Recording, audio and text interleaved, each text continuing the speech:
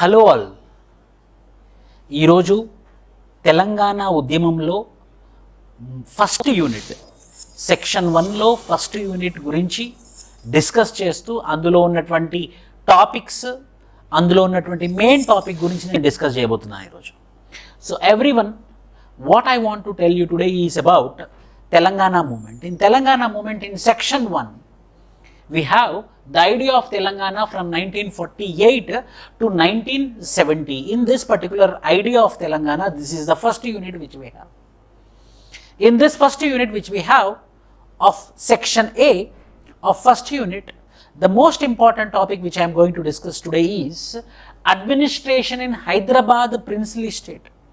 Administration in Hyderabad princely state and administrative reforms of the most important person, who is Salarjung, the Prime Minister, the Diwan of Hyderabad princely state, Salarjung, and the origin of issues of mulkis and non-mulkis, mulkis and non-mulkis, mainly with respect to locals versus non-locals.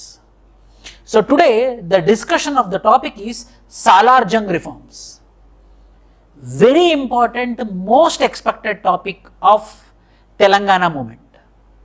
So today the first topic is about the administration in Hyderabad princely state. This is the Hyderabad princely state. I hope you can see the map.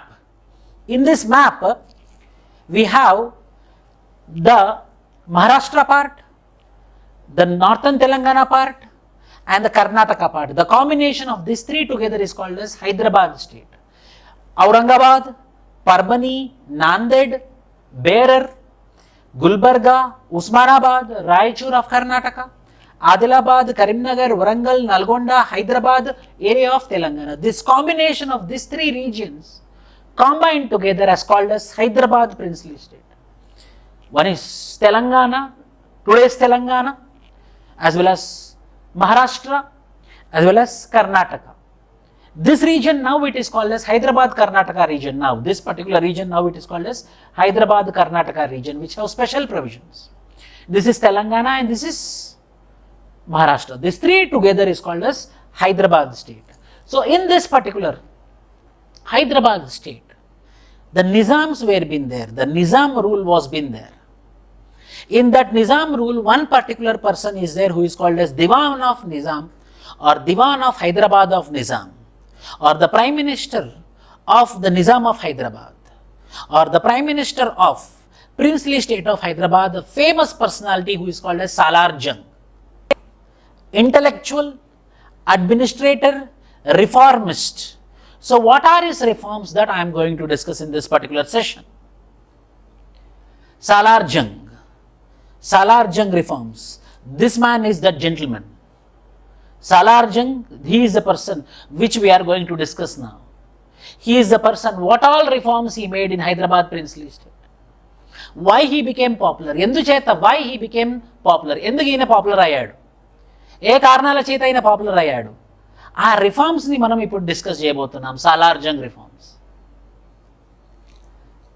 Actual name, అసలు పేరు ఏంటంటే ఈయనది sir మిర్ తురబ్ అలీ ఖాన్ సాలార్జంగ్ 1. సాలార్జంగ్ అనేది title ఇచ్చారనమాట British government.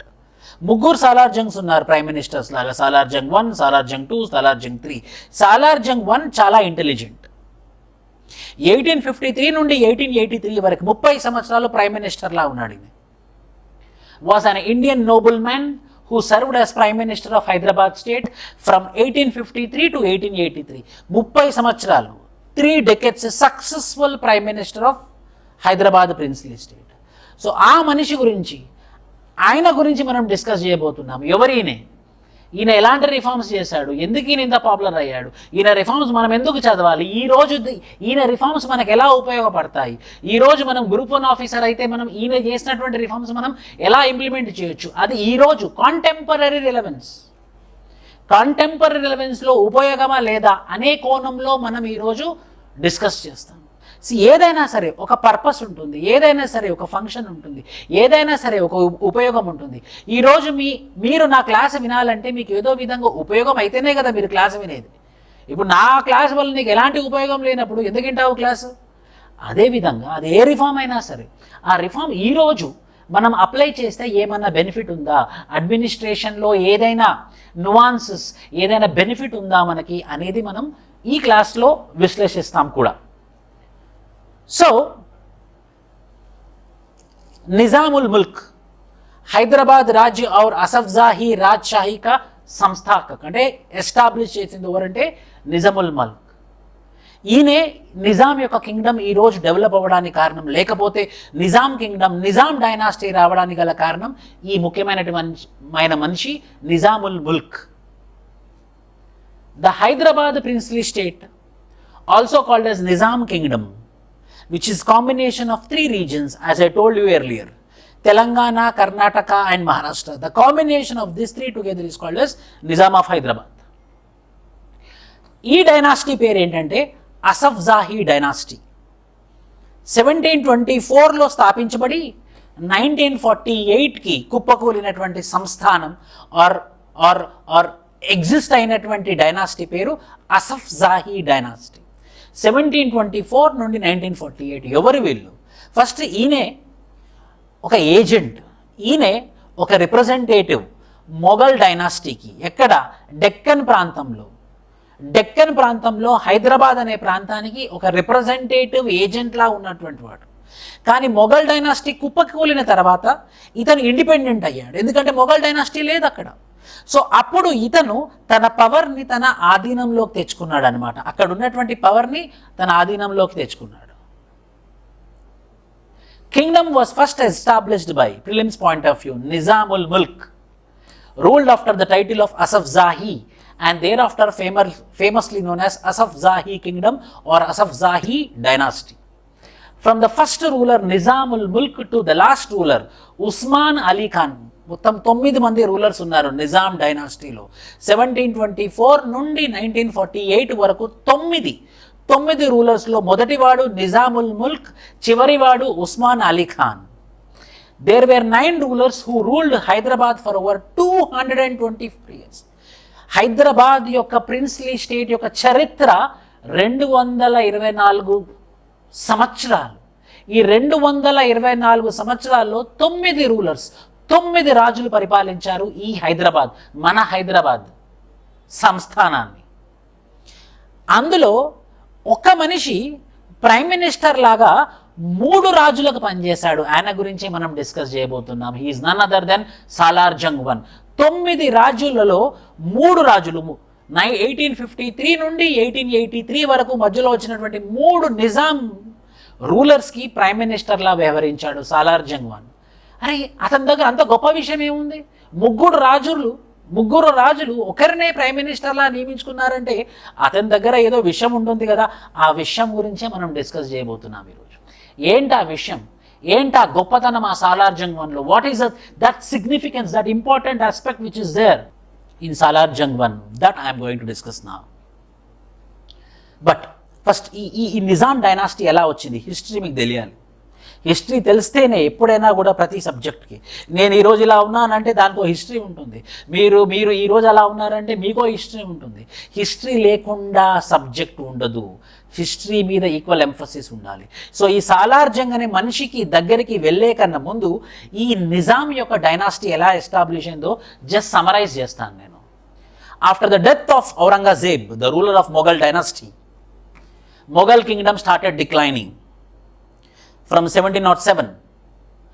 One of the Mughals, Subedar, Nizamul Mulk, the Subedar of Mughal, of Deccan, Nizamul Mulk, formed an independent kingdom in 1724, continued as Mughal Subedar till 1758. 1724లో form అయినటువంటి independent Kingdom 1724 నుండి 1758 వరకు మొఘల్ యొక్క సుబేదార్ లానే ఉన్నాడు. కానీ 1758కి తనను తానుగా ఒక ఇండిపెండెంట్ రాజుగా, ఇండిపెండెంట్ డైనాసిటీగా చెప్పుకున్నాడు. సో మొదట ఎలా స్థాపించబడింది? Summary, not in detail. In detail we will be discussing in Telangana history, but now I am summarizing before going with Salarjung 1. So in 1707 the Aurangzeb was been killed. When Aurangzeb was been died, the Mughal dynasty started declining. When the Mughal dynasty was been declining in 1724, Nizamul Mulk told that this is the independent kingdom. But however, we will be working under the hands of Mughal. But in 1758, they told that now we are independent Hyderabad Nizam. So that is the beginning point of Hyderabad Kingdom, 1758. Complete sovereign independent kingdom from 1758. But before that, 1724, they claimed that they are independent. Understand this. They were called nizams from the Nizam Ali Khan's regime. Next word, Nizamul Mulk Tarwata. Hyderabad princely state was the biggest princely state of total 562 princely state. మొత్తం 562 princely స్టేట్లు ఉంటే అందులో అందరికన్నా largest పెద్దదైనటువంటి princely state ఏంటి? Princely state అంటే ఏంటి sir? రాజుల చేత పరిపాలించినటువంటి ప్రాంతాన్ని ప్రిన్స్లీ స్టేట్ అనేవాళ్ళు బ్రిటిష్ టైమ్స్లో. రాజుల చేత కింగ్డమ్ లాగా రూలింపబడినటువంటి ప్రాంతాలను ప్రిన్స్లీ స్టేట్స్ అనేవాళ్ళు అంతకుముందు.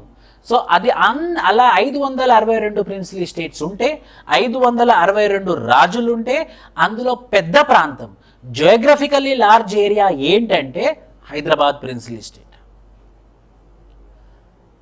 When India achieved independence, state was merged into Indian Union on September 17th, 1948. September 17th, 1948. మన తెలంగాణ వాళ్ళకి 1947 తోని మనకు ఫ్రీడమ్ రాలేదు.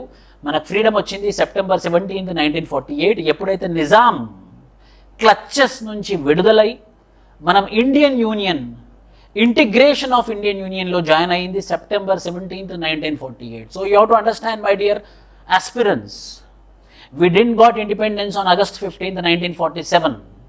The country was enjoying independence, but the Telangana people and the Telangana state was not enjoying the independence. We were suffering under the clutches of Rajakars. We were been suffering under the clutches of Nizam rule. We became independent on September 17th, 1948. Thanks to September 17th, 1948. ఆ రోజు మనకు స్వతంత్రం వచ్చింది. కానీ ఆ మధ్యకాలంలో ఏం జరిగిందో మనం క్లాస్ రూమ్లో మనం డిస్కస్ చేస్తాం. సో ఈ రోజు టాపిక్ అయినటువంటి Salar Jung 1 we will go to the topic. So sir ఏమేమి డైనాసిటీస్ ఈ తెలంగాణలో పరిపాలించారు సార్ ఇప్పటివరకే? ఒక క్రోనలాజికల్ ఆర్డర్గా చెప్తాను, మీకు అర్థమవుతుంది. మొదటిది కాకతీయ డైనాసిటీ 1158 to 1321. డేట్స్ అంత గుర్తుంచుకోవాల్సిన అవసరం లేదు గ్రూప్ 1 సంబంధించినంత వరకు. గ్రూప్ 2 అయితే డేట్స్ గుర్తుంచుకోండి.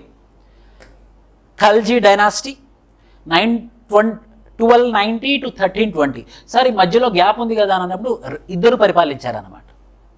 ఇద్దరు కాంటెంపరీస్, ఇద్దరు ప్రజెంట్ ఉన్నారు, సమకాలీన వాళ్ళు. Tughlaq dynasty for some time from 1320 to 1414. Musunuri Nayakas from 1336 to 1365. Telangana history టాపిక్లో డిస్కస్ చేస్తాం ఇదంతా ఇన్ డీటెయిల్గా. Bahmani sultanates 1347 to 1527. Qutub Shahi dynasty 1518 to 1687. Mughal Empire from 1526 to 1724.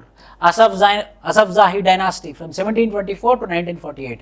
And the Indian Union from 1948 to September 18th onwards. ఇది వీళ్ళందరూ క్రోనలాజికల్గా మన తెలంగాణని పరిపాలించిన వాళ్ళు ఎవరు, తెలంగాణలో రూల్ చేసినటువంటి డైనాసిటీస్ ఎవరు? వీళ్ళే. వీళ్ళ క్రోనలాజికల్ ఆర్డర్లో తెలంగాణ అనేది పరిపాలించబడినది. Telangana Prantham was been ruled by this particular kingdoms. So today we are going to discuss about this Asaf Zahi dynasty. So this person, this gentleman, Salarjung. Salarjung అనేవాడు prime minister. Salar Jung అనేవాడు చాలా reforms చేశాడు. ఎలాంటి reforms sir? Administrative reforms, economic reforms, revenue reforms, police reforms, judicial reforms, anti-social reforms, anti-corruption reforms. Very, very, very successful administrator.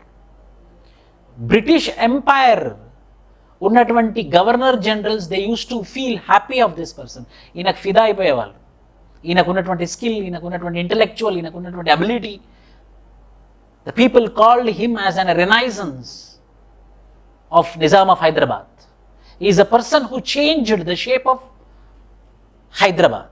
He is a person ఒక dead ట్రాప్లో, అప్పుల లోయలో పడి ఉన్నటువంటి తెలంగాణ రాష్ట్రాన్ని, హైదరాబాద్ రాష్ట్రాన్ని, అప్పటి హైదరాబాద్ రాష్ట్రాన్ని బయటికి తీసి కాపాడినటువంటి వ్యక్తి. ఆ ఇంటలెక్చువల్ ఎవరు అని అంటే this particular person called as Salar Jung. So it's inevitable, it's necessary to know about this able administrator, to know about this intellectual person, what he did. So another 30 to 40 minutes, stay tuned with me. Don't be in hurry. Like it won't be like Instagram reel. It takes time, but you will get good knowledge. I can promise it. For about 30 years, from 1853 to 1853 to 1883, 30 సంవత్సరాలు, he served as a prime minister under Asafzahi kings. ముగ్గురు రాజులు, నసీరుద్దౌలా, అఫ్జలుద్దౌలా, మీర్ మహబూబ్ అలీ ఖాన్. ఈ ముగ్గురు నవాబుల దగ్గర, ఈ ముగ్గురు నిజాముల దగ్గర ఒక్కడే మనిషి ప్రైమ్ మినిస్టర్లా వ్యవహరించాడు. Great thing. He was compared on par with Muhammad Gawan. ఈయనని Mohammed Gawan, the prime minister of Bahmani kingdom, చాలా ఇంటెలెక్చువల్ ఈయన మొహమ్మద్ గవాన్, వెరీ ఇంటెలెక్చువల్. ఈయనతో కంపేర్ చేశారు. ఈ సాలార్జంగ్ అనే మనిషి మొహమ్మద్ గవాన్తో సమానంగా ఉన్నాడు ఇంటెలెక్చువల్ అని. అంటే ఒక సోక్రెట్, ఆ కాలంలో సోక్రటీస్తో పోల్చినట్టు, అరిస్టాటిల్తో పోల్చినట్టు, మొహమ్మద్ గవాన్తో పోల్చడం అంటే చాలా గొప్ప విషయం అన్నమాట, ఒక పెద్ద achievement. William Digby said, Salar Jung brought about renaissance in Nizam kingdom. Renaissance తీసుకొచ్చినవాడు, ఒక మార్పు,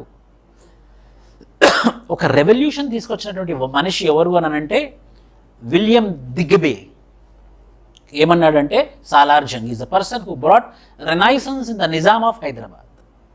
సో మనం ఎంసీక్యూస్ ఎలా ఎక్స్పెక్ట్ చేయొచ్చు ప్రిలిమ్స్లో ఎంసీక్యూస్ మనం ఎలా ఎక్స్పెక్ట్ చేయొచ్చు? Multiple choice questions. Number 1, Salar Jung worked as diwan under which Nizams? 3 Nizams, Nasir-ud-Daula, Afzal-ud-Daula, Mir Mohammed Ali Khan. None of this. మీకు ప్రిలిమ్స్లో 4 ఉంటాయి ఆప్షన్స్, కానీ నేను 5 ఇచ్చాను. None of this, all of this. Answer ఏంటి? All of this. ప్రిలిమ్స్లో ఈ స్థాయి మటుకు ప్రిపేర్ అయితే సరిపోతుంది. ప్రిలిమ్స్లో రెండో MCQs, Salar Jung worked as diwan under which Nizam? Salar Jung worked as Nizam under which Nizam? Yes. Second, he was compared on par with whom? బీర్బల్తోనే సమకాలీనుగా, బీర్బల్తో సమానంగా, Mohammed Gawan the prime minister of Bahmani kingdom లాగా, లేకపోతే విలియం బెనెడిక్ట్ లాగా, లేకపోతే మొహమ్మద్ గోరీ లాగా?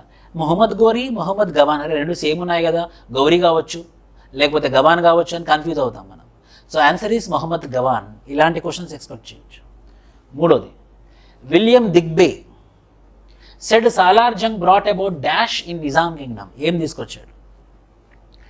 Cultural revolution in Nizam kingdom, economic freedom in Nizam kingdom, administrative reforms in Nizam kingdom. Administrative freedom తీసుకొచ్చాడు, అడ్మినిస్ట్రేటివ్ రిఫార్మ్స్ తీసుకొచ్చాడు, ఎకనామిక్ ఫ్రీడమ్ తీసుకొచ్చాడు, కొంచెం కల్చరల్ ట్రాన్స్ఫర్మేషన్ కూడా తీసుకొచ్చాడు. కానీ ఈ మనిషి, విలియం దిగ్బే అనే మనిషి ఏమన్నాడు అని అంటే brought about renaissance. A renaissance, a మార్పు, ఏ చేంజ్, ఏ ట్రాన్స్ఫర్మేషన్. ఇది కరెక్ట్ ఆన్సర్. ఇలా సో ప్రిలిమ్స్కి ఇలా బట్టి కొట్టాలి, లేకపోతే ప్రిలిమ్స్కి ఇలా చదవాలి అనేది ఏం లేదు. మనం చదువుతున్న తరుణంలోనే మనం ఆబ్జెక్టివ్ టైప్స్ చేస్తూ ముందుకెళ్ళాలి, ఆబ్జెక్టివ్ టైప్ చేస్తూ ముందుకెళ్ళాలి. కొన్ని గుర్తుంచుకోవాలి, కానీ మోస్ట్ ఆఫ్ ద థింగ్స్ మనం అర్థం చేసుకోవాలి. Most of the points we have to understand it.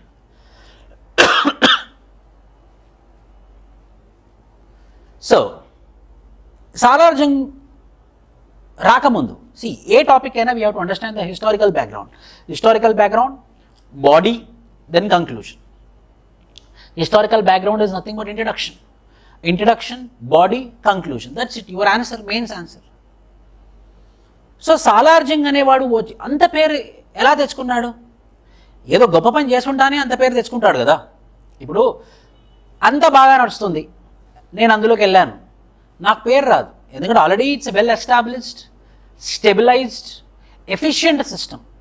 అందులో నేను వెళ్ళాను, ఆల్రెడీ ప్రాపర్గా ఉంది కాబట్టి నేను వెళ్ళడం వల్ల ఎలాంటి మార్పు రాదు, ఆ వచ్చిన మార్పు కూడా minimal.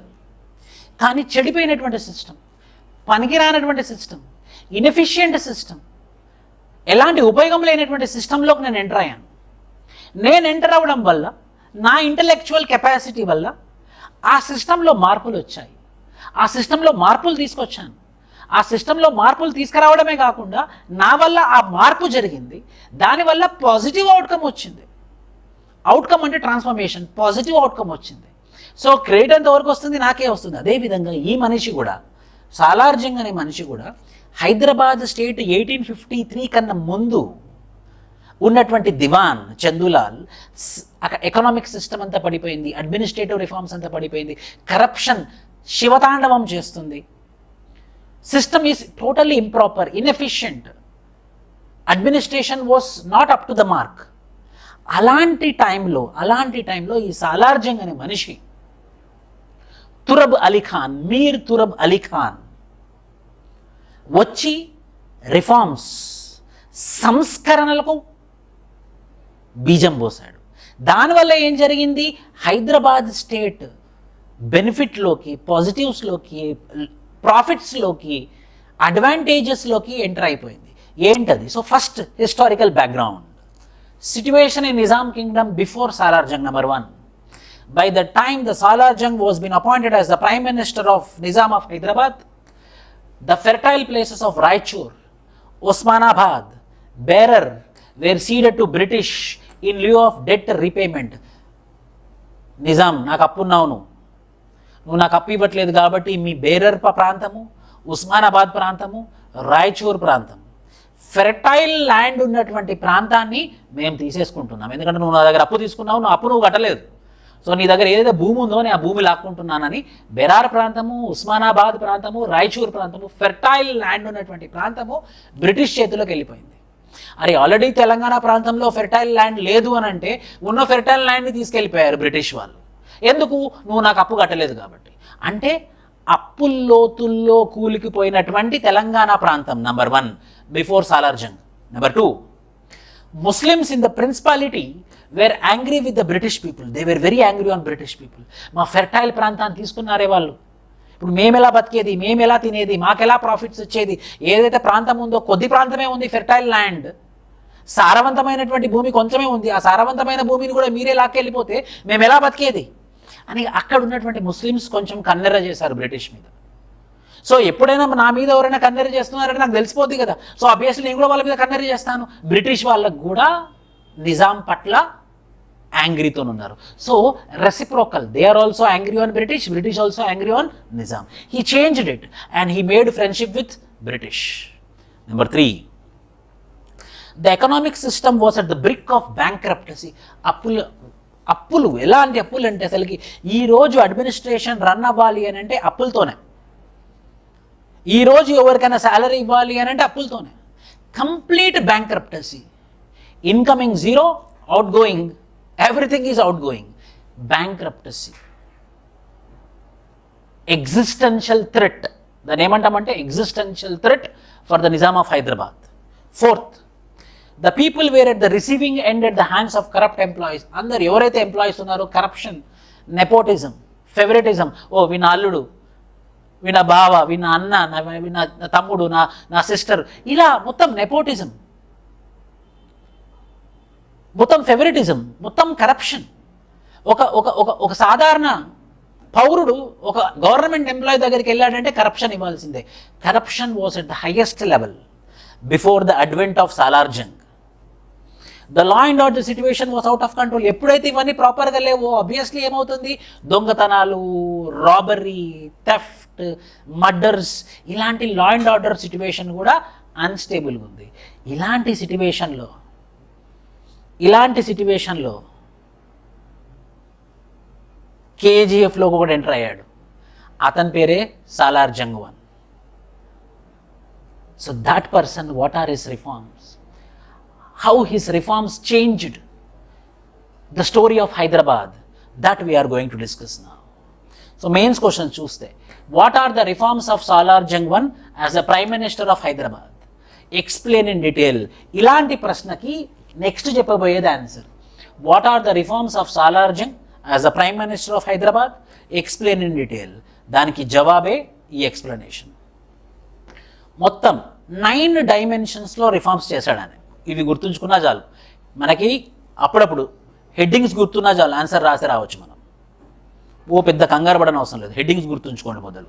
9 reforms. Number 1, administrative reforms, economic reforms, revenue reforms, law reforms, educational reforms, police reforms, currency reforms, transportation reforms, other reforms. ఈ 9 రిఫార్మ్స్లో రిఫార్మ్స్ చేయడమే కాదు, ఈ 9 డైమెన్షన్స్లో, ఈ 9 సెక్టర్స్లో సక్సెస్ఫుల్గా అవుట్కమ్ కూడా తీసుకొచ్చాడు. అవుట్పుట్ కాదు, outcome. Outcome means what? A big transformation. Administrative, economical, revenue, law, education, police, transport, other reforms as well as currency reforms. These are the 10 things. ఓ షార్ట్ కట్ పెట్టుకొని గుర్తుంచుకోవచ్చు. ఈ మొదటి వాటితో షార్ట్ కట్ పెట్టుకోవచ్చు. AERLEPCETT ఏదో పెట్టుకోవచ్చు, ఈజీ. అవి మనం క్లాస్లో డిస్కస్ చేద్దాం. సో అడ్మినిస్ట్రేటివ్ రిఫార్మ్స్ ఏంటి? Very very important. It's very very important administrative reforms. Why because see మనకి ఇండిపెండెన్స్ వచ్చినాక 2 అడ్మినిస్ట్రేటివ్ రిఫార్మ్స్ కమిషన్స్ పెట్టాం మనం ఇండియాలో. Administrative reforms commission 1 1966, administrative reforms commission 2 2008. ఆ అడ్మినిస్ట్రేటివ్ రిఫార్మ్స్ కమిషన్ వచ్చిన తర్వాత చాలా మార్పులు వచ్చాయి మన administrative structure of the central గవర్నమెంట్లో. సో అడ్మినిస్ట్రేటివ్ రిఫార్మ్స్ అనేది చాలా చాలా ఇంపార్టెంట్.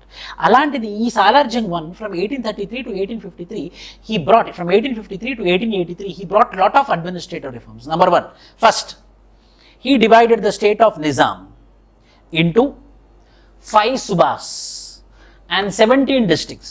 సో నిజాం ఆఫ్ హైదరాబాద్ని 5 సుబాస్ అంటే 5 ప్రాంతాలుగాను 7 డిస్టిక్లుగాను డివైడ్ చేశాడు. డిస్ట్రిక్ట్స్ మళ్ళీ ఆ డిస్ట్రిక్ట్ని తాలూకులు, మండల్గా, ఆ డిస్ట్రిక్ట్లని మండల్గా, తాలూకులుగా డివైడ్ చేశాడు.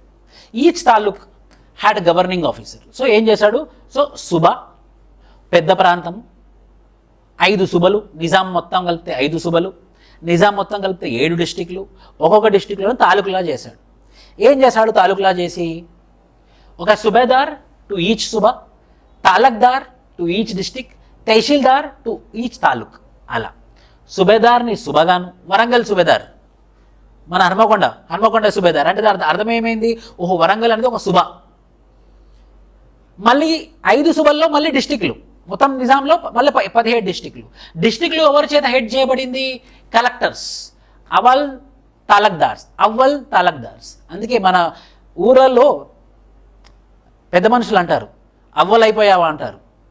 మన ఊర్లో తెలంగాణ ప్రాంతంలో అవ్వల్ అయిపోయావా అంటారు. ఏదైనా జాబ్ వచ్చింది అనుకో, అరే అవ్వల్ అయిపోయావు కదా అని అంటారు. అవ్వల్ అంటే కలెక్టర్, అవ్వల్ తాలక్దార్స్ ఒక డిస్ట్రిక్ట్ కలెక్టర్ లాగా అనమాట. మూడోది తహసీల్దార్ టు తాలూక్. నెంబర్ 1. ఓహో, సో మొదటి అడ్మినిస్ట్రేటివ్ రిఫార్మ్ ఏంటంటే నిజాంని 5 సుబాలుగాను, నిజాంని 17 డిస్టిక్లుగాను, డిస్టిక్లను తాలూక్గాను డివైడ్ చేశాడు. సుబలను సుబేదార్తోనూ, డిస్టిక్లను అవ్వల్ తాలక్దార్స్తోనూ, తాలూక్ని తహసీల్దార్తోనూ హెడ్ చేశాడు. ఇప్పుడు వాళ్ళు చూసుకుంటున్నారనమాట తాలూక్ని, డిస్టిక్ని యాజ్ వెల్ యాజ్ సుబాని. రెండోది, for an effective administration decentralisation చేశాడు. సో ఎనీ క్వశ్చన్ మనకి ఇప్పుడు డిసెంట్రలైజేషన్ మీద అడిగినప్పుడు మనం ఎదురు రాయొచ్చు. Salar Jung is a person of Nizam of Hyderabad who made decentralisation of administration. Decentralisation of administration into 4 departments. మొత్తం ఆ నిజాం గవర్నమెంట్లో ఉన్నటువంటి స్ట్రక్చర్ని డిసెంట్రలైజ్ చేశాడు. 14 డిపార్ట్మెంట్స్ చేశాడు. Revenue, law and order, transportation, police, అలా 14 డిపార్ట్మెంట్స్ చేశాడు. ఈజీగా ఒక్కొక్కరికి ఒక్కొక్క డిపార్ట్మెంట్ అప్పచెప్పాడు అనమాట. బాబు, ఈ పోలీస్ సంబంధించింది ఏదైనా నువ్వే బాధ్యత, ఈ లా అండ్ ఆర్డర్ సంబంధించింది నువ్వే బాధ్యత, రెవెన్యూ సంబంధించింది ఏదైనా నువ్వే బాధ్యత. అప్పుడు ఏమవుతుంది? ఆ మనిషి రెస్పాన్సిబిలిటీ తీసుకుంటాడు. ఏదైనా ప్రాబ్లం వస్తే ఆ మనిషి రెస్పాన్సిబిలిటీ ఉంటాడు. సో డిసెంట్రలైజేషన్కి బీజం పోసింది ఎవరు అని అంటే సాలార్జంగ్. థర్డ్ పాయింట్, యంగ్స్టర్స్ని మినిస్టర్స్గా అపాయింట్ చేశాడు. ఇది ఇంపార్టెంట్. అప్పటి వరకు అందరూ ఓల్డ్ పీపుల్ ఉన్నప్పుడు ఉన్నటువంటి సిచ్యువేషన్లో యంగ్స్టర్స్ని మినిస్టర్స్ లాగా అపాయింట్ చేశాడు. వాళ్ళ పేర్లు ఏమని పెట్టాడంటే, Salar Jung appointed youngsters as ministers and established board called as Malguzari to protect talukdari system. Talukdari సిస్టమ్ని ప్రొటెక్ట్ చేయడం కోసం యంగ్ మినిస్టర్స్తో కలుపుకొని మల్-గుజారీ అనే సిస్టమ్ని, ఒక బోర్డుని ఎస్టాబ్లిష్ చేశాడు తాలూక్దార్ సిస్టమ్ని ప్రొటెక్ట్ చేయడం కోసం. ఈ తాలూక్దార్ సిస్టమ్ అంటే ఏం లేదు, ఒక డిస్ట్రిక్ట్ కానివ్వండి, ఒక ఎస్టేట్ కానివ్వండి, డిస్ట్రిక్ట్ కానివ్వండి, ఒక ఎస్టేట్ కానివ్వండి, ఒక మనిషికి అప్పచెప్పడం అనమాట. ఇప్పటి నుంచి ఈ తాలూకు సంబంధించినంత నీదే బాధ్యత. ఎవరిది బాధ్యత? మజ్లిస్ ఈ మాల్ గుజారీ వీళ్ళ బాధ్యత. సో ఈ తాలూక్దార్ మొత్తం ఇక్కడ ఎంతైతే రెవెన్యూ వస్తుందో, ఇక్కడ ఎంతైతే ట్యాక్స్ కలెక్ట్ అవుతుందో ఇదంతా మీరే బాధ్యత అని వాళ్ళకి తాలూక్దార్ సిస్టమ్ని వాళ్ళకి అప్పచెప్పాడు. సో ఒక డిస్ట్రిక్ట్ని ఆ డిస్ట్రిక్ట్ మొత్తాన్ని ఈ మజ్లిస్ ఈ మాల్ గుజారీకి అప్పచెప్పాడు అనమాట. See the district or estate ruled by the talukdar was known as talukdari. Large land holders were appointed as the talukdars over a number of villages during the Mughal era. ఆ ప్రాంతంలో ఎవరైతే లార్జ్ ల్యాండ్ లార్డ్ ఉంటాడో అతను ట్యాక్స్ కలెక్ట్ చేస్తాడు. మన జమీందారీ system లాగా, same జమీందారీ సిస్టమే, తాలూక్దారీ system. అతను collect చేసి ఈ మజ్లిస్ ఈ మాల్ గుజారీకి అప్పచెప్తాడు. ఈ మజ్లిస్ ఈ మాల్ గుజారీ ఏం చేస్తాడంటే సాలార్జంగ్కి రెస్పాన్సిబుల్గా ఉంటాడు అనమాట, అకౌంటబుల్గా ఉంటాడు. So talukdar system is headed by a large landlord. He is the person who is responsible for collecting the taxes and he will give the tax to the Majlisi Mal Guzari and this person is accountable to the Salarjung. Ala accountability mechanism ni pettindi Salarjung. Next 1865 లో implement చేశాడు. కానీ in 1868 he constituted Sadarul Mahat and appointed 4 ministers and allocated ministries to them, allocated portfolios to them. Like for example, police, law, revenue. Police important, law important, revenue important. 3 మినిస్టర్లు 3 పోర్ట్ఫోలియోలు. 4వ portfolio social welfare, education, health. అలా portfolio సిస్టమ్ని ఇప్పటిదాకా department ఉండే, ఇప్పుడు portfolio system 4 మినిస్ట్రీస్ని చేశాడు. Police, law, revenue and social welfare. ఈ ministers చూసుకుంటారనమాట. వాళ్ళ పేరు ఏమని పెట్టాడు? సదారుల్ మహత్ మినిస్టర్స్. ఇప్పుడు మనకు మినిస్టర్స్ ఉన్నారు కదా, అలా 4కి 4 పోర్ట్ఫోలియో ఇచ్చాడు అనమాట ఊరు సాలార్జంగ్. ఎప్పుడు? 1868. ఏంటేంటి? రెవెన్యూ, లా, పోలీస్, ఇంకోటి social welfare. So complete responsibility ఈ మినిస్టర్ల చేత. మనకు రెవెన్యూ ఇంపార్టెంట్ కాబట్టి talukdar system which is similar to zamindari system. ఈ తాలూక్దార్స్ ఎవరైతే లార్జ్ ల్యాండ్ లార్డ్స్ ఉన్నారో వాళ్ళు ఏదైతే ట్యాక్సెస్ కలెక్ట్ చేస్తారో మొఘల్ డైనాసిటీ లాగా, అప్పుడు మొఘల్లో దాని పేరు జమీందారీ సిస్టమ్, నిజాంలో దాని పేరు తాలూక్దార్ సిస్టమ్. వీళ్ళు మజ్లిస్ ఈ మాల్ గుజారీకి రెస్పాన్సిబుల్, వాళ్ళకి డబ్బులు ఇస్తారు. వీళ్ళు సాలార్జంగ్కి రెస్పాన్సిబుల్. ఇలా ఒక హైరార్కీ ఆఫ్ అడ్మినిస్ట్రేటివ్ సిస్టమ్ని స్టార్ట్ చేసింది ఎవరు అని అంటే this particular person called as Salar Jung. So ఏమేమి గుర్తుంచుకోవాలి మనము? అడ్మినిస్ట్రేటివ్ రిఫార్మ్స్లో నెంబర్ 1, ఓహో నిజాం ఈజ్ డివైడెడ్ ఇంటూ 5 సుబాస్, 17 districts and taluks. Number 1. Number 2, departments, 14 departments were been made like police, revenue, taxes, welfare, 14 department, decentralization. మూడోది తాలూక్దార్ సిస్టమ్ని ప్రొటెక్ట్ చేయడం కోసం మజ్లిసి మాల్ గుజారీ అనే సిస్టమ్ పెట్టి large land lord taxes collect చేసి మజ్లిసి మాల్ గుజారీకి అప్పచెప్పడం, అతను మళ్ళీ సాలార్జంగ్కి అప్పచెప్పడం. 4 మినిస్ట్రీస్ని చేశాడు 1868లో. ఏంటంటే police, law, revenue and social welfare. This are the major administrative reforms. 4 points మీరు గుర్తుంచుకున్నారంటే మీ administrative reforms of Salar Jung completed. రెండోది ఎకనామిక్ రిఫార్మ్స్.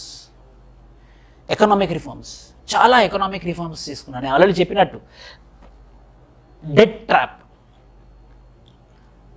టోటల్లీ బ్యాంక్రప్ట్, అప్పుల లోబిలో పడిపోయి ఉన్నటువంటి నిజాం ప్రభుత్వం, దాన్ని బయటికి తీసుకురావడం కోసం తంటాలు పడుతున్నాడు సాలార్జంగ్.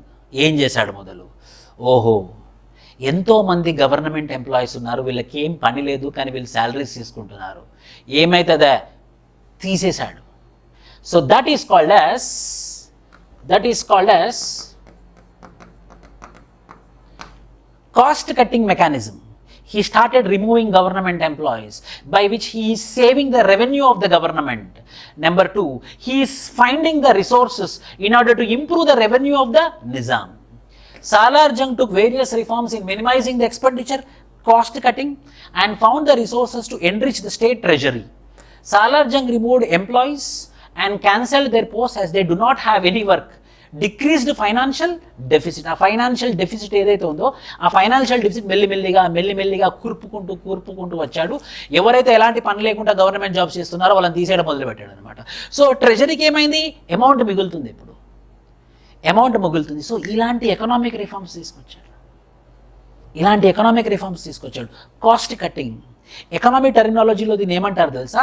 Fiscal consolidation. ఇది మీది బ్రాకెట్లో పెట్టారంటే ఒక మార్క్ ఎక్కువ పడుతుంది. Fiscal consolidation. ఫిస్కల్ కాన్సాలిడేషన్ అంటే we are reducing the expenditure and we are increasing the revenue for the government. So what will happen? Fiscal అంటే గవర్నమెంట్ సంబంధించింది, గవర్నమెంట్ డబ్బులు మిగులుతూ ఉంటాయన్నమాట. అది మంచి పరిణామం. It's a very good reform. Number 2, 1857 అక్కడ ఉన్నటువంటి ముస్లింలు అందరూ, నిజాంలో ఉన్నటువంటి ముస్లిమ్స్ అందరూ సిపాయి మ్యూటినీకి సపోర్ట్ చేస్తున్నారు. బ్రిటిష్ చాలా కన్నెర చేసింది. వీళ్ళు అందరూ నిజాంలో ఉన్నటువంటి, నిజాం హైదరాబాద్లో ఉన్నటువంటి ముస్లిమ్స్ అందరూ సిపాయి మ్యూటిని 1857కి సపోర్ట్ చేస్తున్నారు. అప్పుడు సాలార్జంగ్ అర్థమైంది, నో ఆల్రెడీ మనం అప్పుల లోబిలో పడి ఉన్నాము, ఎలా అయినా చేసి మనం బ్యాంక్రప్టసీ నుంచి బయటికి రావాలి అని అంటే బ్రిటిష్ ప్రభుత్వం యొక్క సపోర్ట్ అవసరము. ఏం చేసిందంటే సిపాయి మ్యూటినీకి అగేన్స్ట్గా వీఆర్ సపోర్టింగ్ ద బ్రిటిష్ అని చెప్పేసి నోటిఫికేషన్ ఇచ్చేసింది సాలార్జంగ్. అప్పుడు the British is very happy. The British was very happy and British cancelled the dues. ఓ, నువ్వు నన్ను సపోర్ట్ చేస్తున్నావు కదా, నీకు ఎంత అప్పు ఉన్నాను నేను, నువ్వు నాకు 50 లక్షలు అప్పు ఇవ్వాలి కదా, ఇవ్వకలే, ఏం అవసరం లేదు, నాకు సపోర్ట్ చేసావు కదా, చాలు ఇంకా. Salar Jung extended his cooperation to the British. Extended cooperation to the British. At what time? At Sipai Mutiny 1857, which is also called as first independence movement. And the British were satisfied with his activities and released Raichur, Osmanabad, which were been occupied by the British in 1853. The British also cancelled Nizam's due of rupees 50 lakhs. With such activities and favors to the British, Nizam financial position started stabilizing. నువ్వు నాకు 50 లక్షలు అప్పున్నావు కదా, ఇవ్వకు, ఏం అవసరం లేదు. So the financial situation started being stabilized. These are the economic reforms. 2 things గుర్తుంచుకోండి. ఇలా cost cutting number 1, number 2 friendship with British. ఇలా షార్ట్ కట్స్. ఒకటేమో కాస్ట్ కటింగ్ అంటే పనికిరాని గవర్నమెంట్ ఎంప్లాయీస్ తీసేయడం, ఏం పని చేయకుండా కూర్చొని శాలరీస్ తినే వాళ్ళని తీసేయడం, దానివల్ల ట్రెజరీలో డబ్బులు మిగిల్చుకోవడం.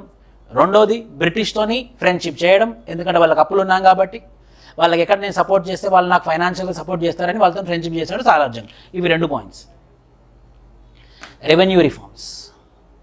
మీకు తెలుసు, in those days there is a middleman. Nizam, farmer, there is a middleman. So this middleman will collect the tax from the farmer and he will pay the amount to the Nizam. So what happened? This middleman was been exploiting the farmer. ఈ middleman ఈ ఫార్మర్ని exploit చేసి ఇంకా డబ్బులు గుంజుడు, డబ్బులు. Farmer use to suffer like anything. Nizam డబ్బులు ఎలాగైతేనేమి, ఎవడైతేనేమి, నాకైతే డబ్బులు వస్తున్నాయని నిజాం సైలెంట్గా ఉండేవాడు అనమాట. కానీ ఈ సాలార్జంగ్ అది పసిగట్టాడు. ఓహో, ఈ మిడిల్ మ్యాన్ అనేవాడు ఎక్స్ప్లాయిటేషన్ చేస్తున్నాడు, వాళ్ళ దగ్గర ఎక్కువ డబ్బులు తీసుకొని నాకు తక్కువ డబ్బులు ఇస్తున్నాడు, వాళ్ళ దగ్గర బలవంతంగా వసూలు చేస్తున్నాడు, వాళ్ళ దగ్గర ఔఖాద్ లేకపోయినా కూడా, వాళ్ళ దగ్గర కెపాసిటీ లేకపోయినా కూడా వాళ్ళ దగ్గర నుంచి డబ్బులు తీసుకుంటున్నాడు. పాపం వాళ్ళ దగ్గర డబ్బులు లేకపోయినా కూడా ఏదో విధంగా డబ్బులు తీసుకుంటున్నాడు. గ్రహించినటువంటి సాలార్జంగ్ ఆ మిడిల్ మ్యాన్ సిస్టమ్ని తీసేశాడు. That is a very good thing. So in those days the contractors were the middle man between the government and the farmers who used to pay taxes. The contractors exploited the farmers. Salarjung observed the system of middleman and completely changed it. He made a new revenue policy which is called a Jilla Bandi, very important, which is called as Jilla Bandi policy. According to this policy, Salarjung divided the Nizam state into 17 revenue districts. Each district is governed by a Subedar who was responsible for the collection of land taxes.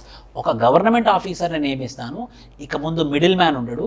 17 డిస్ట్రిక్ట్లు ఉన్నాయి కదా, ఈ 17 డిస్ట్రిక్ట్లకు ఒక్కొక్క డిస్ట్రిక్ట్లో ఒక్కొక్క district ఆఫీసర్ని పెడతాను, ఈ district ఆఫీసరే collection చేస్తాడు. గవర్నమెంట్ ఎంప్లాయీ భయం ఉంటుంది, సో ఎక్స్ప్లాయిటేషన్ చేయడు ఫార్మర్ మీద. సో మిడిల్ మ్యాన్ సిస్టమ్ని తీసేసి జిల్లా బందీ పాలసీ తీసుకొని వచ్చి ప్రతి జిల్లాకు ఒక డిస్ట్రిక్ట్ ఆఫీసర్ ఉంటాడు, ఆ డిస్ట్రిక్ట్ ఆఫీసరే వాళ్ళ దగ్గర ట్యాక్సెస్ వసూలు చేస్తాడు. రెండోది, రెవెన్యూ బోర్డు ఫామ్ చేశాడు 1864లో. ఫామ్ చేసి అగ్రికల్చర్లో, బిజినెస్లో, ఎక్స్పోర్ట్లో, ఇంపోర్ట్లో ఎంత ట్యాక్స్ వేయాలి అనేది ఈ రెవెన్యూ బోర్డు ఫైనల్ చేస్తుంది అన్నమాట. Board was authorized to tax agriculture, business, export and import, stamp duty, roads and local bodies. It was cancelled and constituted revenue ministry 1868. ఒక మినిస్ట్రీ చెప్పాను కదా 4 మినిస్ట్రీలు చేశాడని, ఒకటి రెవెన్యూ మినిస్ట్రీ. ఈ రెవెన్యూ బోర్డ్ని తీసేసి 1864లో ఫామ్ అయింది. 1868లో ఎక్స్క్లూజివ్ ఒక మినిస్ట్రీ బాడీ, ఒక పోర్ట్ఫోలియో సిస్టమ్ని ఫామ్ చేసి ఇక ముందు మొత్తం రెవెన్యూ అంతా నీ చేతిలోనే ఉండాలి, నువ్వు నాకు లెక్క చెప్పాలి, అలా పోర్ట్ఫోలియో సిస్టమ్ తీసుకొచ్చాడు రెవెన్యూ రిఫార్మ్స్లో. ఇది రెండోది. మొదటి జిల్లాబందీ, abolition of middleman. రెండోది revenue board was been formed in 1864. Then again it is removed in 1868. A portfolio system came into existence which is called as revenue ministry. మూడోది రాయత్వారీ సిస్టమ్తో వచ్చాడు. సో రాయత్వారీ సిస్టంలో ఏంటంటే నిజామే ఫార్మర్స్ దగ్గరికి, వ్యవసాయదారుని దగ్గరికి వెళ్ళి, రైతు దగ్గరికి వెళ్ళి ట్యాక్స్ కలెక్ట్ చేస్తుంది, ఎలాంటి మిడిల్ మ్యాన్ ఉండడు. Later introduced new Rayatwari system and established direct link with farmers with the government. The farmers were given rights. The farmers were being given the rights. The farmer were being given the land rights. Pattas were being given. No inams.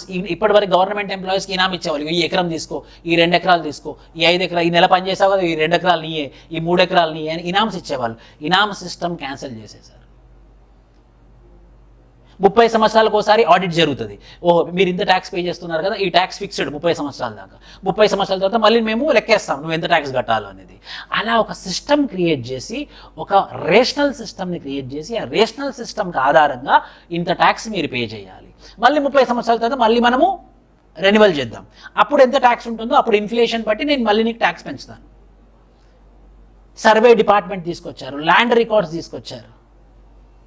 The farmers were given rights on their land, land patta. Inam land system was being cancelled. Land taxation for every 30 years was introduced. Agriculture lands were measured. Boundaries were settled and recorded carefully. Land tax was decided which was to be renewed for every 30 years. ప్రతి 30 సంవత్సరాలకు ఇంత tax కట్టాలి అంతే. మళ్ళీ 30 సంవత్సరాల తర్వాత మళ్ళీ renew చేద్దాం. అప్పుడు ఉన్నటువంటి ఇన్ఫ్లేషన్ రేట్, ద్రవ్యోల్బణం బట్టి ఎంత ఇంట్రెస్ట్ రేటు, ఎంత ట్యాక్స్ కలెక్ట్ చేయాలో నేను చెప్తాను. కానీ 30 సంవత్సరాల దాకా మాత్రం ఇదే ట్యాక్స్. ఇనామ్స్ ఏమి ఇప్పుడు మీకు శాలరీస్ ఇస్తాం, బాగా పనిచేస్తే శాలరీ ఇస్తాం, బాగా పని చేయకపోతే శాలరీలోకి వెళ్ళి జాబ్లోకి వెళ్ళి తీసేస్తాం. ఇలాంటి సిస్టమ్స్ తీసుకొచ్చాడు. రెవెన్యూ పెరుగుతుంది ప్రభుత్వానికి. గవర్నమెంట్ ఎంప్లాయీస్ ఎవరైతే పని చేయట్లేదో వాళ్ళని తీసేయడం, కరప్షన్కి స్ట్రిక్ట్గా, కరప్షన్కి అగేన్స్ట్గా పనిచేయడం చేశాడు. సో రెవెన్యూ పెరుగుతూ వచ్చింది. Revenue reforms. Area of cultivation and area of land. Based upon the area of land, area of cultivation, the tax will be fixed. Land tax was allowed to pay either in cash or grains. In 1875, Salarjung established survey settlement, departments of survey land. He cancelled inams to government employees and paid salaries to. ఇక ముందు మీకు భూమి ఇవ్వం మేము, ఇక lands ఇవ్వం, 1 ఎకరం 2 ఎకరాలు కాదు, ఇంకా జీతం ఇస్తా, శాలరీస్ ఇస్తాను, శాలరీతో పాటు నీకు ఇష్టమైనట్టు చేసుకో. No inams. Inams came to an end. Everything, all the land is under the control of the nizam.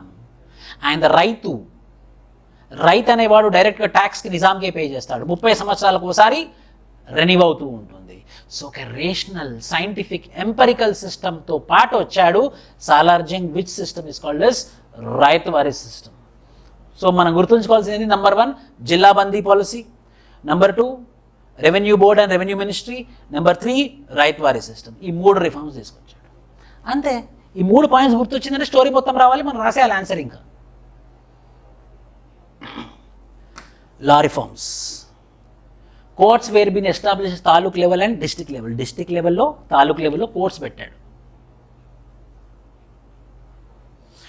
కోర్టులు పెట్టాడు. డిస్ట్రిక్ట్ లెవెల్లో వచ్చినటువంటి జడ్జిమెంట్ని మళ్ళీ మనం హయ్యర్ కోర్టులో అపీల్ చేసుకోవచ్చు. ఒక చీఫ్ జస్టిస్ ఉంటాడు, 4 జడ్జిలు ఉంటారు. వీళ్ళు అన్ని సివిల్, క్రిమినల్ కేసెస్కి జడ్జిమెంట్ ఇస్తారు. బెటర్ థింగ్ ఏంటంటే క్యాపిటల్ పనిష్మెంట్ లేదు, లైఫ్ ఇంప్రిజన్మెంట్ లేదు, ఎలాంటి ఇన్హ్యూమన్ టైప్ ఆఫ్ జడ్జిమెంట్స్ లేవు ఈ రిఫార్మ్స్లో. ఈరోజు కూడా మనం యాడ్ చేసుకోవచ్చు. డెత్ పెనాలిటీ ఈరోజు ఇష్యూ, సోషల్ ఇష్యూ ఇండియాలో, కరెంట్ ఇష్యూ. డెత్ పెనాలిటీ, ఉరిశిక్ష వేయాలా వద్దా? ఇండియాలో ఉరిశిక్ష వేస్తున్నాం. అరే నిజాంలో, సాలార్జంగ్ రిఫార్మ్స్లోనే ఉరిశిక్ష లేదు. మరి ఇప్పుడు మీరు government of India, Indian judicial సిస్టంలో ఉరిశిక్ష ఉంది. ఒక పాయింట్ రాసుకోవచ్చు మనం అక్కడ. ఈ పాయింట్ అక్కడ యాడ్ చేయడం skill. Public were allowed to appeal the district court judgments to the higher court, namely Adalat-e Paudushahi in Hyderabad with a chief justice and 4 judges, This court was empowered to punish the criminals with the exception of death sentence and life imprisonment. With the exception of death sentence and lifetime imprisonment. Serious punishments like removal of body parts, mainly for rape accused, they will be cutting the genitals. No such severe punishments, and convicted were punished with severe imprisonment. వాడిని జైల్లో వేయండి, కానీ ఉరి శిక్ష వేయొద్దు, life long జైల్లో పెట్టొద్దు, severe imprisonment 14 సంవత్సరాలు jail శిక్ష వేయండి. బాడీ పార్ట్స్ కట్ చేయడం, జెనిటల్ని కట్ చేయడం, రేపిస్ట్ ఇలాంటివి వద్దు. ఇలాంటి inhuman activities, criminal activities, animal activities ఇలాంటి పనిష్మెంట్స్ వద్దు. పనిష్మెంట్స్ ఇద్దాం, సివియర్ పనిష్మెంట్స్ ఇద్దాం, సివియర్ ఇంప్రిజన్మెంట్ ఇద్దాం, కానీ లైఫ్ లాంగ్ జైల్లో పెట్టొద్దు. ఇలాంటి మంచి yes 100%. See the judgment should be reformative, it should not be revengeful. Punishment అనేది రివెంజ్ఫుల్గా ఉండొద్దు, వాడు మారేదందుకు ఒక అవకాశం ఇవ్వాలి. మనం సాలార్జంగ్ ఇది మనం ఒప్పుకోవచ్చు. In his reforms there is no life imprisonment, in his reform there is no death penalty, in his reform there is no removal of body parts, in his reforms there is only severe punishment. Yes, good. Law reforms, educational reforms. He paid much attention to start schools and educational institutions. His secretary Hussain Biligrami helped Salarjung in improving education. In 1855, during 4th Nizam Nasiruddullah, he established Darul Islam, a higher educational institute, and introduced Western educational system where Arabic, Urdu and English were taught. He introduced English education. He introduced the following schools. City High School in 1870, Koti దగ్గర ఉంది. Chaderghat high school 1872లో, ఇదే ఇప్పుడు నిజాంలా మారింది.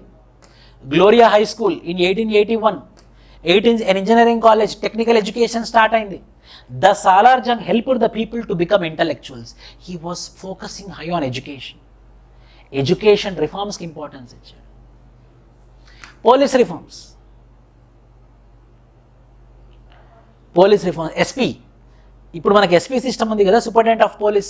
ఆ superintendent of police వ్యవస్థ, ఒక district ఒక SP ఉంటాడు, ఒక ఇన్స్పెక్టర్ 2 తాలూకులకు కానీ ఒక పెద్ద తాలూకు కానీ ఒక ఇన్స్పెక్టర్ ఉంటాడు. అలానే పోలీస్ పర్సనల్ నంబర్ పెంచాడు, రిక్రూట్మెంట్ పెంచాడు, లా అండ్ ఆర్డర్ పెరిగింది, పీస్ఫుల్ సొసైటీ ఉంది. ఎంఫసైజ్, మళ్ళీ పోలీస్కి ట్రైనింగ్ ఇవ్వడం. వారికి ట్రైనింగ్ ఇవ్వకపోతే వాడు మూర్ఖుల్లా బిహేవ్ చేస్తాడు. పోలీస్ ట్రైనింగ్ ఎంఫసైజ్ చేశాడు. Training is very important. Not only Salar Jung worked hard for effective policing but also made rules and regulations. ఎలా పోలీసులకు కూడా ప్రాపర్ రూల్స్ అండ్ రెగ్యులేషన్ లేకపోతే మనకు ఎలా కావాలంటే అలా చేస్తాడు. పవర్ చేతిలో ఉంది కదా, లాఠీ ఉంది కదా, నేస్తానే ఉంటాడు. Rules and regulations were also been made by Salar Jung. That's a good thing. He emphasised on training, police training. So what you have to remember, SP, Inspectorate Taluks, police training as well as rules and regulations for the police. And most important, merit was given importance. Promotions ni merit ఆధారంగా ఇచ్చేవాడు, salaries merit ఆధారంగా ఇచ్చేవాడు, పనిచేసే వాళ్ళకి promotions ఇచ్చేవాడు, పనిచేయని వాళ్ళని తీసేసేవాడు. So ఈ రోజు కూడా మనం ఇదే సిస్టమ్ ఫాలో అవుతున్నాము. See, the scheme of giving auxiliary promotions based on merit and ability is still continuing in police department nowadays also. Today also merit. అవునండి, ఎంత లంచం తీసుకున్నా ఏం తీసుకున్నా ఒకటి గుర్తుంచుకోండి, merit will be respected 100%. If you are merit, if you are uncorrupted, people will recognise you. నువ్వు డబ్బులు సంపాదిస్తేనే పీపుల్ రికగ్నైజ్ చేస్తారంటే అది అబద్ధం. మనం హానెస్ట్గా నిజాయితీగా ఉన్నా కూడా పీపుల్ రికగ్నైజ్ చేస్తాడు. 100 మంది ఆఫీసర్స్ ఉన్నాడు, ఒకడు నిజాయితీ పరుడు ఉన్నాడు, ఖచ్చితంగా పీపుల్ ఈ పక్క ఉన్న అందరు గుర్తుపడతాడు, వాడు ఉన్నాడే, వాడు అస్సలు లంచం తీసుకోడు. ఆ పేరు ఇంపార్టెంట్, ఆ గుర్తింపు important. Merit, on based upon the merit the promotions were being given. It's a good thing. We are also following today. So what are the police reforms? SP for the district, inspector for the 2 taluks or 1 large taluk, police personnel were being recruited, police training was being given, rules and regulations were being made on the functioning of the police departments, and merit was being given importance in salaries and promotions, which is followed till date. This is the police reforms. Yes. Currency reforms, coins print చేశాడు, separate standard currency maintain చేశాడు Salar Jung. Currencies, Salar Jung took steps to control mints, coins. In 1885, he established government mints in Hyderabad, a central headquarter in Hyderabad, and local treasuries in district headquarters. A central treasury in Hyderabad and local treasuries in districts. Before 1858, the Nizam coins had the name of Mughal emperor. Salarjung removed Mughal's name and printed name of the Nizam, Nawab on coins. He also printed a new Hal Sikka, a silver coin. New Hal Sikka, which is a standard currency, coins. With these reforms, Nizam's financial condition started stabilized. Salarjung established stamp paper office. ప్రతిదానికి stamps అనమాట. అది court అయితేనేమి, land registration అయితేనేమి, లేకపోతే ఇద్దరి మధ్యలో ఒప్పందం అయితేనేమి, స్టాంప్ పేపర్స్, గవర్నమెంట్ స్టాంప్ పేపర్స్ని స్టార్ట్ చేశారు. సో 2 మేజర్ రిఫార్మ్స్. ఒకటేమో మింట్ కాంపౌండ్ హైదరాబాద్లో ఇక్కడ ఉంది కదా, వీలు చేసింది అది మన లక్డీ కపూల్ దగ్గర. Mint compound. So coins print చేయడం. హాల్ సిక్కా స్టాండర్డ్ కరెన్సీని తీసుకొచ్చారు. అదే కాదు, ఇంకేం తీసుకొచ్చాడు? Established stamp paper 1861. ఇది హైదరాబాద్ చార్మినార్. ఇవి హాల్ సిక్కాలు. Transport reforms very great. Salarjung worked hard for the development of roads and railways. Very popular. Chanda Railway Agreement. A railway line between Bombay and Hyderabad. To build a railway line between Madras, Bombay via Hyderabad. Madras, Bombay via Hyderabad, Wadi and Gulbarga. As part of this, the first railway line was being constructed between Sikandrabad and Wadi. He built a roadway between Sholapur and Hyderabad.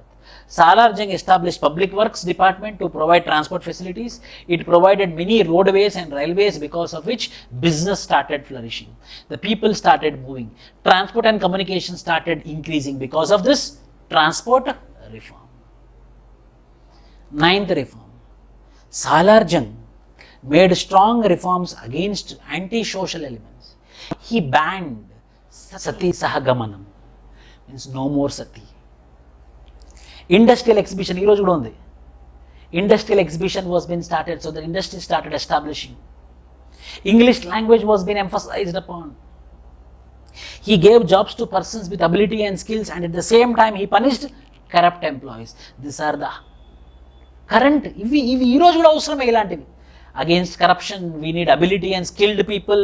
We want English, we want industrial exhibition, we want anti-social laws, anti-social evils like dowry today also prevailing, patriarchal system today also prevailing. ఇలాంటివి other reforms కూడా తీసుకుని వచ్చాడు. So మొత్తం 9 reforms.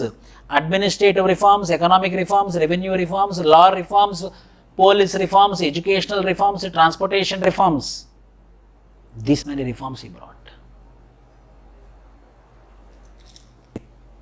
Transport reforms, currency reforms. Conclusion ఎలా ఇవ్వాలి sir? చూడండి, ఇంత reforms చెప్పినాక ఇంత పాజిటివ్గా చెప్తాను నేను. ఈ కంక్లూజన్ చాలా ఇంపార్టెంట్ ప్లే చేస్తుంది. See, when Hyderabad kingdom was in a critical situation, Salarjung occupied the highest position of Prime Minister and rendered better services for the welfare of the people and won more laurels even than the Nizam. Salarjung had extended priceless service for the development of Hyderabad kingdom. మన price చేయలేం, వెలకట్టలేనంత services Hyderabad కింగ్డమ్కి ఇచ్చాడు.